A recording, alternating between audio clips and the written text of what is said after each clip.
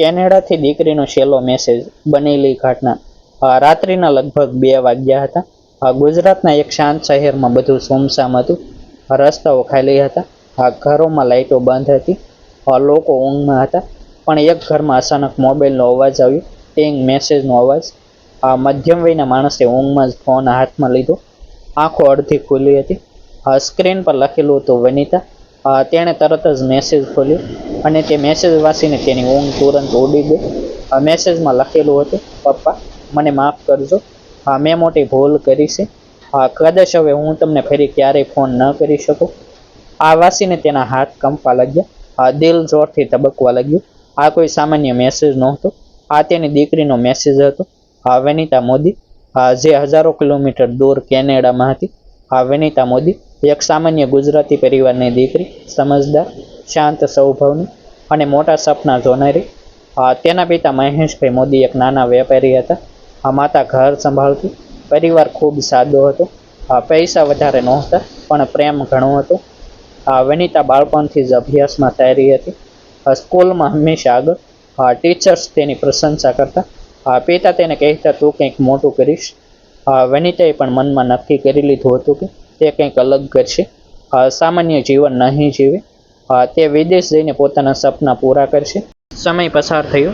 વનિતાએ graduation પૂરી કરી. પછી Canada જવાની તૈયારી શરૂ કરી. ડોક્યુમેન્ટ, લોન બધું સરળ નહોતું. પરિવાર પર આર્થિક ભાર પણ આવ્યો. મહેશભાઈએ પોતાની બચત લગાવી. થોડું ધિરાણ લીધું. માત્ર એક જ વિચાર, દીકરીનું ભવિષ્ય સારું બનવું જોઈએ. આખરે એક દિવસ એવો આવ્યો જ્યારે વનિતાને કેનેડાની કોલેજમાં એડમિશન મળી ગયું.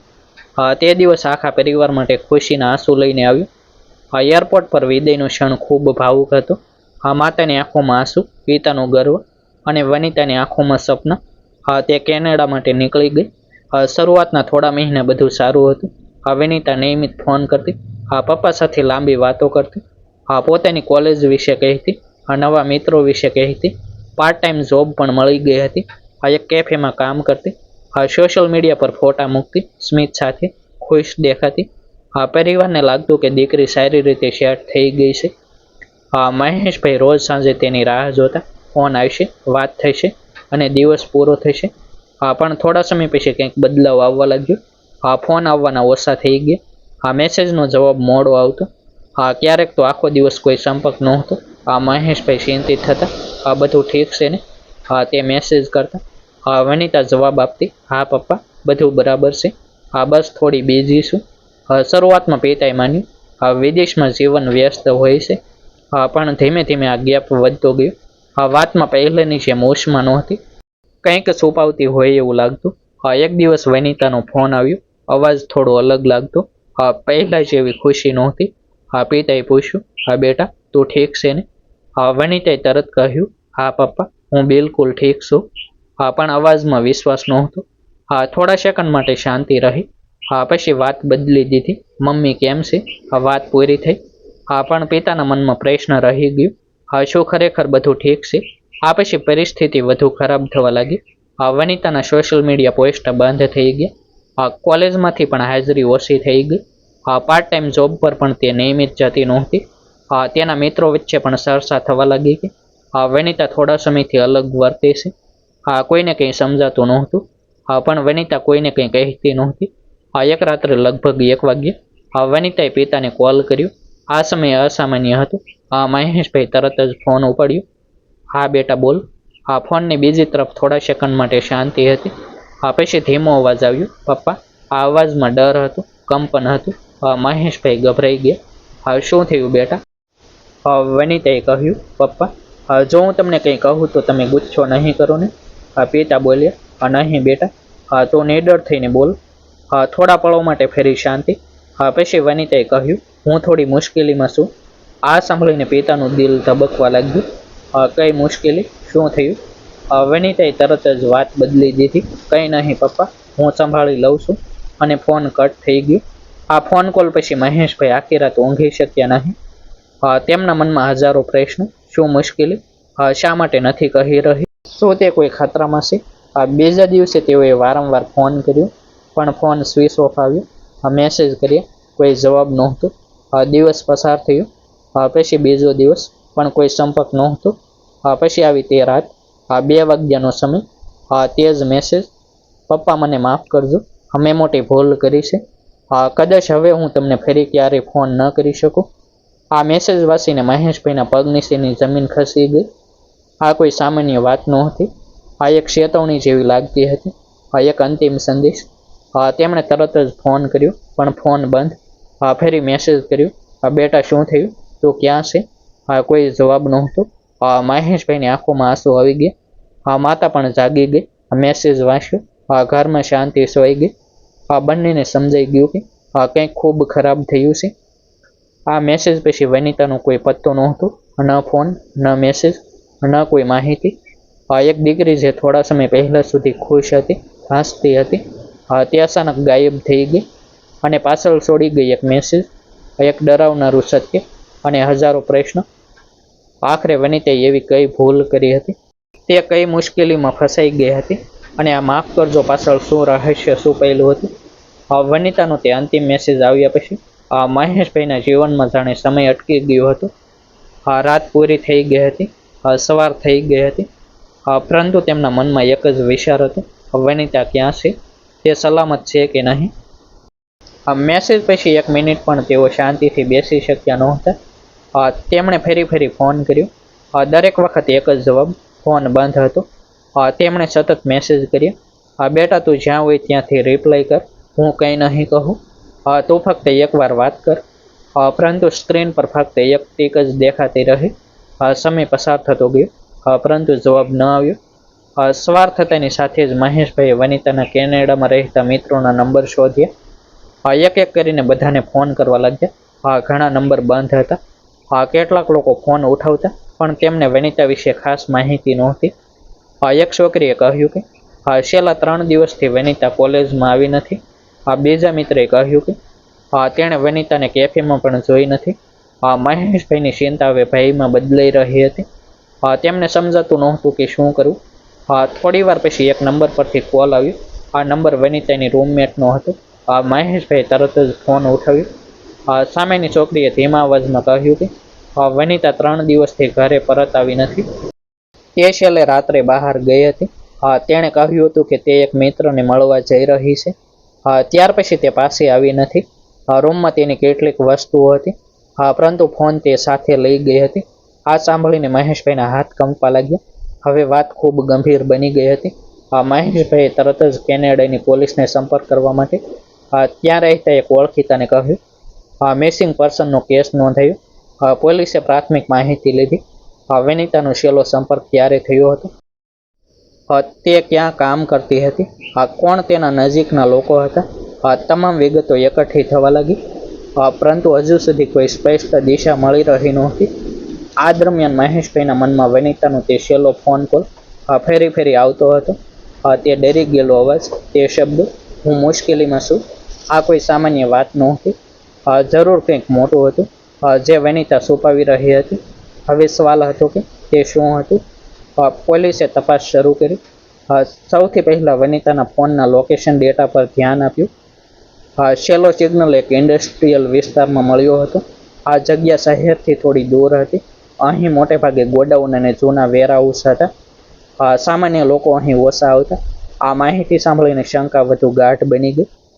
પોલીસે વનિતાના કામના સ્થળે પણ તપાસ કરી. કેફેના મેનેજરે કહ્યું કે છેલ્લા કેટલાક દિવસોથી વનિતા અજીબ વર્તન કરતી હતી. તે વારંવાર ફોન પર કોઈ સાથે ધીમા અવાજમાં વાત કરતી, ક્યારેક ગભરાયેલી લાગતી. એક દિવસ તો તે કામ દરમિયાન અચાનક બહાર નીકળી ગઈ હતી અને પાછી આવી નહોતી.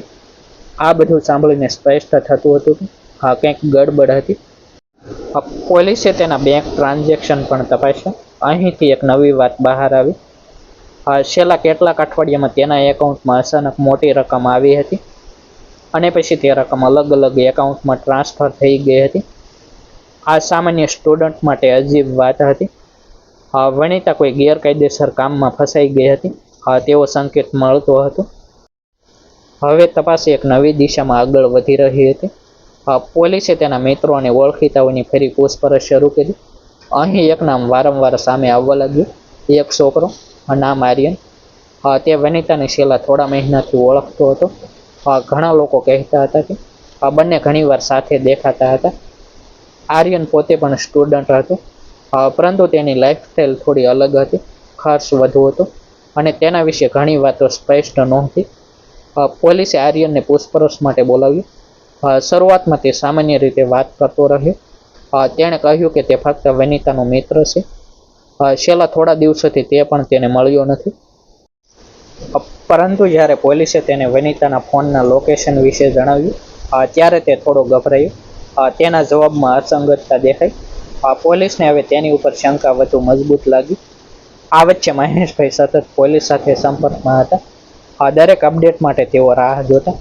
દરેક ફોન કોલ તેમને આશા અને ડર બંને આપતો. એક પિતા તરીકે તેઓ અંદરથી તૂટી રહ્યા હતા, પરંતુ તેઓ હાર માનવા તૈયાર નહોતા. પોલીસે તે ઇન્ડસ્ટ્રીયલ વિસ્તારની આસપાસના સીસીટીવી કેમેરા શેર કર્યા. ઘણી કલાકોની ફૂટેજ જોવા પછી એક મહત્વની ક્લિપ મળી. તેમાં વનિતા એક કાળી કાર પાસે ઊભી દેખાતી હતી. તે થોડું ગભરાયેલી લાગી રહી હતી. પછી તે કારમાં બેઠી ગઈ. આ કારનો નંબર સ્પષ્ટ નહોતો, પરંતુ આ એક મહત્વનો ક્લુ હતો. આ ફૂટેજ મળ્યા પછી તપાસ વધુ ગંભીર બની ગઈ. હવે સ્પષ્ટ હતું કે વનિતા કોઈના સાથે ત્યાં ગઈ હતી. સવાલ હતો કે તે કોણ હતો અને પછી શું થયું. તે જ સમયે એક વધુ માહિતી સામે આવી. વનિતાના ફોનમાંથી કેટલાક ડિલીટ થયેલા મેસેજ રિકવર થયા. તેમાં કેટલીક ચેટ્સ હતી જેમાં પૈસાની વાત થઈ રહી હતી અને કેટલાક મેસેજમાં ધમકી જેવા શબ્દો પણ હતા. આ વાંચીને પોલીસને ખાતરી થઈ ગઈ કે આ એક સામાન્ય મિસિંગ કેસ નથી. આ પાછળ એક મોટું નેટવર્ક હોઈ શકે છે. મહેશભાઈ જ્યારે આ વિશે સાંભળ્યું, ત્યારે તેમના મનમાં એક જ વિચાર આવ્યો. મારી દીકરી કોઈ ખતરનાક જાળમાં ફસાઈ ગઈ હતી અને તે એકલી હતી. તેને બચાવનાર કોઈ નહોતું. દિવસો પસાર થઈ રહ્યા હતા, પરંતુ વનિતાનો કોઈ પત્તો નહોતો. દરેક પસાર થતો દિવસ આશા ઓછી કરતો હતો, પરંતુ એક પિતા માટે આશા છોડવી સરળ નહોતી. પછી એક દિવસ પોલીસનો ફોન આવ્યો. તેઓએ કહ્યું કે તેમને એક નવી લીડ મળી છે. તે ઇન્ડસ્ટ્રીયલ વિસ્તારમાં એક જૂનું વેરહાઉસ છે. ત્યાં કંઈક શંકાસ્પદ પ્રવૃત્તિ જોવા મળી છે. પોલીસ ટીમ ત્યાં જવા તૈયાર થઈ રહી હતી. મહેશભાઈએ ફોન રાખ્યો. તેમની આંખોમાં આંસુ હતા, દિલમાં ડર હતો, પરંતુ સાથે એક આશા પણ હતી. કદાચ હવે સત્ય બહાર આવશે, કદાચ હવે વનિતા મળશે. તે દિવસ મહેશભાઈ માટે સૌથી ભારે હતો. પોલીસનો ફોન આવ્યા પછીથી જ તેમના દિલની ધડકન વધતી જતી હતી. દરેક સેકન્ડ લાંબો લાગતો હતો.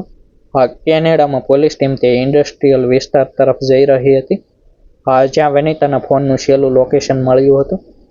જૂના ગોડાઉન, ખાલી રસ્તા, આસપાસ કોઈ ખાસ અવાજ નહીં. વાતાવરણ જ કંઈક અલગ લાગતું હતું, જાણે અહીં કંઈ ખરાબ છુપાયેલું હોય. પોલીસ ધીમે ધીમે તે વેરહાઉસ તરફ આગળ વધતી ગઈ.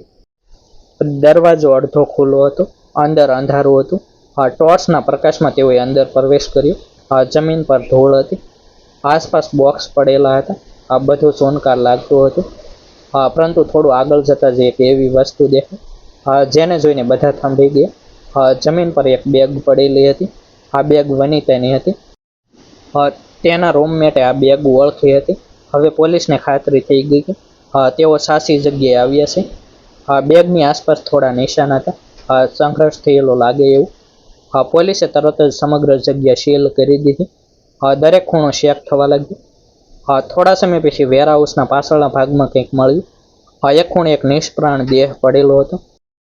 આ દ્રશ્ય જોઈને બધું સ્પષ્ટ થઈ ગયું. તે વનિતા હતી. આ સમાચાર જ્યારે મહેશભાઈ સુધી પહોંચ્યા ત્યારે તેમનો આખો જગત તૂટી ગયો. ફોન હાથમાંથી છૂટી ગયો. આંખોમાંથી આંસુ રોકાતા નહોતા.